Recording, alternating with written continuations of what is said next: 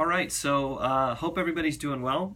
In terms of our first week of class for Business 510, wanted to propose to you all in our course map just a guiding series of questions for each week. And so for week one, there's really a couple of things that I want you to be thinking about in terms of questions. Number one is, what do leaders of change know about themselves? And number two, what must they discover about themselves?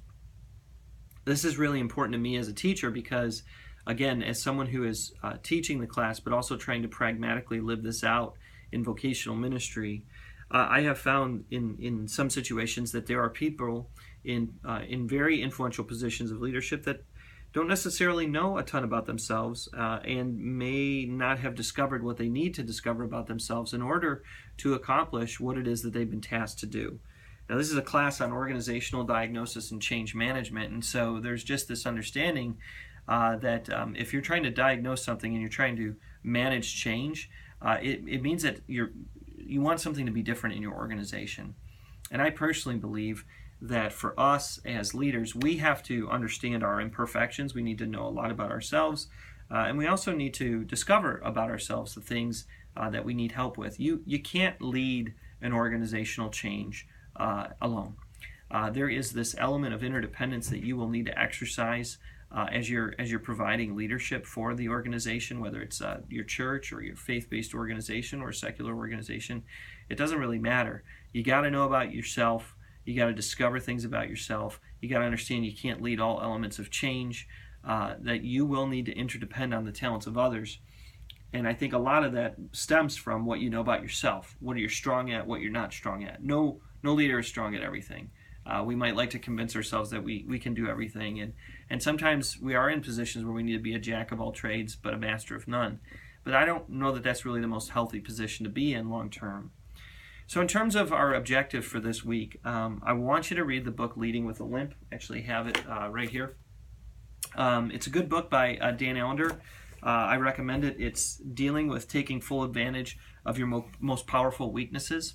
And so we're going to need to be aware of the fact that we have imperfections as leaders. And some of those imperfections can develop into points of strength. But some of those imperfections are things that you need to really find others who are excellent at the areas that you're not necessarily great at. And so in terms of just the mantra of prepare, understand, develop, and turn in, for this week, you need to read this book. That's the prepare. Read the whole book. Don't skim the book. Really give yourself to this text. Really seek to critically engage the text. So that on the prepare side, you want to read this book. On the understanding side, I want to challenge you to develop an understanding of what it is that Allender is explaining. Very specifically, if I could put this book into three buckets, I would talk about issues of failure for a leader. I would talk about confronting issues of crisis and leadership complexity. That's something that Allender talks about. And then I would also talk about ways to grow as an imperfect leader.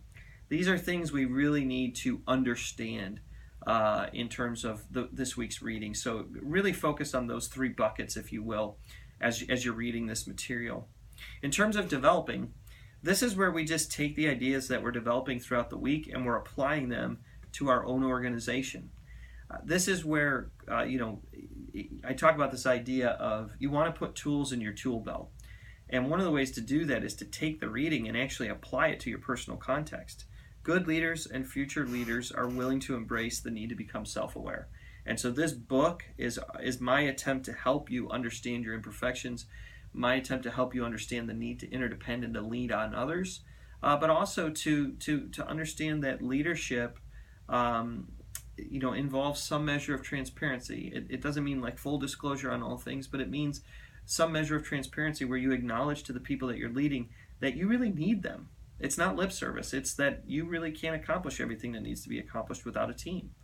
And I think that that's really important to develop into our understanding as students, but most importantly as practitioners on the daily grind of vocational ministry or wherever it is that God has you in employment right now. Lastly, there's just a pragmatic element to this, which is we need to do work. And so we have an assignment to turn in.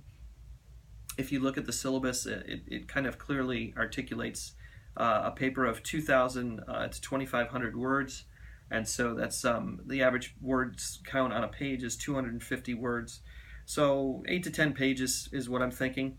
Having an introduction that demonstrates to me as a student that you've read the book, you've engaged with the text critically, that's huge. The biggest part of the paper, 1,500 to 2,000 words of the paper, is I want you to interact with very specifically issues of failure, which are confronted in the text, confronting issues of crisis in leadership, which are dealt with in the text, and ways to grow as an imperfect leader. Really put yourself in the center of that. Help me to understand your organization. Help me to understand those dynamics. That should be the largest part of your work for the week. And then lastly, land the plane. Even undergraduate students, but also graduate students, really struggle to land the plane on a paper. Wrap your ideas up. Give me a nice conclusion. Help me to understand the closure of your thought. And if you do that, turn that in by the Sunday of the end of the first week, Sunday night. That'll be great. I will look forward to having that as part of what will be a part of the online portal. But if you do all that, you should be good. So again, just re-emphasizing, I'm going to talk about objectives. I'm going to talk about prepare, understand, develop, and turn in all throughout the 5 weeks, as I've just done here. God bless you, gang. Any thoughts, any questions, any concerns, feel free to email me at rkozey@thechapel.com.